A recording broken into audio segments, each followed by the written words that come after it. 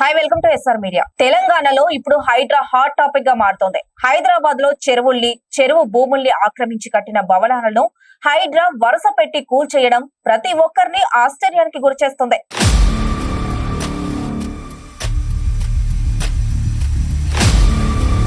ఇది రాజకీయ రంగు పులుముకొని రాష్ట్రమంతటా చర్చనీయాంశంగా మారుతోంది. హైడ్రా ఎఫెక్ట్ ఎప్పుడు ఎవరి మీద ఎలా పడుతుందోనన్న చర్చ రాజకీయ వర్గాల్లో జోరుగా జరుగుతోంది. అలాంటి నిర్మాణాలు ఎక్కువగా బడాబాబులు, రాజకీయ నాయకులవే కాగా అక్కడక్కడ మోసపోయి కొనుక్కున్న వాళ్ళు కొంతమంది సామాన్యులు కూడా ఉన్నారు.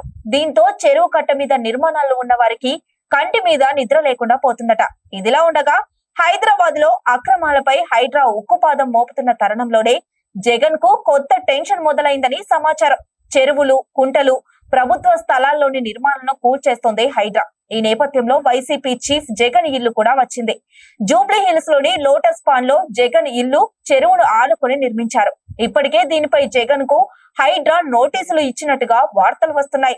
నిబంధనల ప్రకారం దాన్ని కూడా కూల్చేస్తారా అని జోరుగా చర్చ సాగుతుంది. ఇదిలా ఉండగా హైడ్రా నోటీసులు జారీ చేసిన వారిలో పలువురు ఐఏఎస్లు, ఐఆర్ఎస్ అధికారులకు చెందిన భవనాలు ఉన్నట్లుగా సమాచారం. సీఎం రేవంత్ రెడ్డి సోదరుడు ఉంటున్న ఇంటికి కూడా నోటీసులు ఇచ్చారట.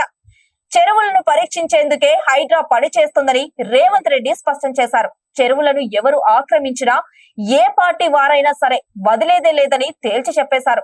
అందరూ దీనికి సహకరించాలని కోరుతున్నారు.